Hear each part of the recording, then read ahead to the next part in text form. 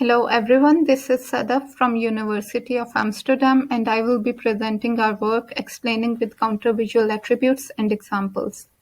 This work is done in collaboration with my advisor Arnold Smeulders. So at first I will go over the motivation behind our work. So understanding neural networks is crucial for validating, debugging, and building the trust of users, especially in the applications like autonomous driving, in the health sector, and also in finance. Therefore, in this work, we focus on understanding neural networks and providing the explanations for decisions of neural networks by utilizing attributes and perturbations. Usually, when we humans provide explanations for our decisions, we tend to focus on visual attributes in the images. For example, if a person asks, "What type of bird is this?" then the second person replies that this is a cardinal. If the first person also asks for the reason behind this decision, then the second person would say, "Because it has a crested head and a red beak." And it looks like this example. We also tend to provide explanations by using counter examples. It will be a pine grosbeak when it will have a plain head and a black beak, and it will look like this counter example. So, inspired by human explanations, in this work we study attribute values under normal conditions as well as under perturbed conditions. So in this image, on the left we have a normal clean image, and on the right we have a perturbed image. So we explain the decision for a normal image by using attributes. Because of the attribute crested head and red beak, it got classified into cardinal class. And when we introduced noise in this clean image such that the image gets misclassified, now the attributes changed to plain head and black beak, which caused the classification into pine grosbeak class. We also provide visual explanations by retrieving the counter examples using these predicted attributes. Next, I will go over the related work. So most of the state-of-the-art work in the field of explainable AI focuses on saliency-based methods, or the methods in which the part of image which is responsible for classification is removed or perturbed. For example, flute is perturbed here. These types of methods reveal support to the classification.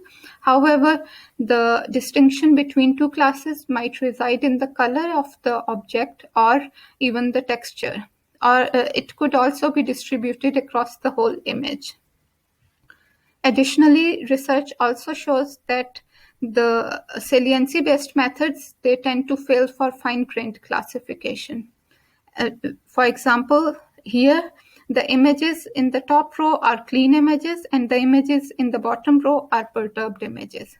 The images in the top row are classified correctly into red-winged blackbird class, while the images in the bottom row are misclassified into red-faced cormorant class. But when we look at the saliency maps for both these images, they are almost the same. So we cannot figure out why the second image got misclassified. But when we look at our method, by predicting attributes, we find that the orange wing attribute was responsible for classifying this image into correct class, red-winged blackbird class. And when the attribute value for orange wing decreased and red head increased, it got misclassified into red-faced cormorant class. Another very closely related work is counterfactual visual explanations.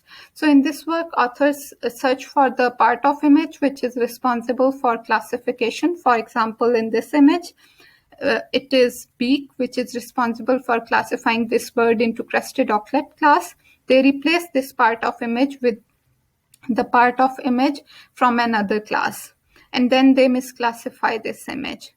In this way, they provide counterfactual visual explanations. However, this method requires precise match in imaging conditions, for example, scale, viewpoint, scene, and illumination. Furthermore, this method is a pixel-based method. Therefore, it is computationally expensive. In contrast, in our work, we use perturbed images in order to arrive at counter attributes and then utilize those counter attributes for providing explanations. Next, I will go over our method. So our method consists of 3 steps. In the first step, we generate adversarial examples, as you can see in the bottom row, and we extract features for these adversarial examples, perturbed images, as well as for the clean images. In the second step, we map the extracted features into the embedding space for both clean as well as perturbed images. So we find that the features for clean images, they get mapped closer to the correct class attributes in the embedding space, while those for the perturbed images, they get mapped closer to the wrong class attributes in the embedding space. Finally, we predict attributes for the respective images. And we can see that the predicted attributes for the clean image belong to the correct class, while for the perturbed image, they belong to the wrong class. In the third step, we ground these attributes on the images. And for the clean image, the attributes get grounded correctly, as you can see here, to provide visual explanations. While for the perturbed images, the attributes either don't get grounded because there was no visual evidence present in the image, or they get grounded at the wrong spots. But we use these attributes in order to retrieve a counterexample to provide visual explanations. Next, I will go over the experiments and results. So we conducted our experiments on 3 data sets, namely animals with attributes, large attribute data set, and cub birds data set. All these data sets contain real valued class attributes along with class annotations. In this work, we provide 2 types of explanations, attribute-based explanations as well as example-based explanations. So at first, I will go over the attribute-based explanations and then example-based explanations. So in order to evaluate our attribute-based explanations, we perform classification based on attributes. So this plot is for cub birds data set. On the x-axis in this plot, we have perturbation level, while on the y-axis we have accuracies. The blue plots are general classifiers, and for general classifier, and the pink ones are for robustified classifier. The dotted lined plot is for attribute-based classifier, and the solid line is general classifier. So we can observe from this plot that with the increment in perturbation level, the accuracy drops. So this drop due to perturbation shows that attribute values change towards the new class. Hence, they could be used for explaining the classification into counter class. We also evaluate our attribute-based explanations by computing distances in the embedding space. So we compute distances in the embedding space between clean images and perturbed images. So D1 is the predicted attributes for clean. D1 is the distance between predicted attributes for clean and perturbed images, and D2 is the ground truth attribute available with the data set for clean image class and the perturbed image class. Comparing the plot for animals with attributes with the cub data set plot, what we find that the attributes for animals with attributes data set change minimally, while for the fine-grained cub data set, the attributes change significantly. This shows that in order to provide explanations using attributes for a fine-grained data set, we need to change more attributes as compared to a coarse-grained data set. Next, we show some qualitative results. So in this example, in the first row, we have images, and in the second row, we have attributes corresponding to these images. So the middle one is the perturbed image, while with it's misclassified into wolf class and the predicted attributes for this image. And the right one is the example from the wolf class with its attributes, and on the left is the image from the zebra class with its attributes. We can clearly see that the attributes for the perturbed image, they correspond to the counter class, while the attributes for the clean image, they correspond to the correct class.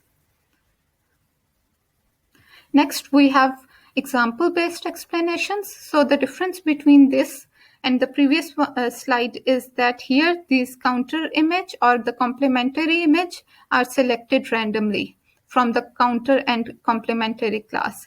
However, in this example, we use attributes in order to retrieve complementary as well as counter example.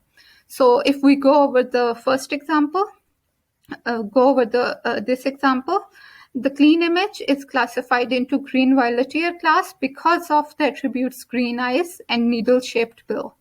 And it looks like this complementary example. And when the image is perturbed, it will be classified into Cape Glossy starling class because now the attributes changed to green eyes changed to olive eyes and needle-shaped bill changed to dagger bill. And it will look like this counter example. We have our final example. So in this example, we show that when we retrieve the explanations using attributes, then our attributes also consider intra-class variation. So in this example, the clean image in the top row as well as the clean image in the bottom row both belong to the same class, but they look visually different. So the male in mallard class looks visually different from the female in the mallard class. When we perturb both these images, both these get misclassified into red-breasted merganser class. Interestingly, we find out that within red-breasted merganser class, there is intra-class variation.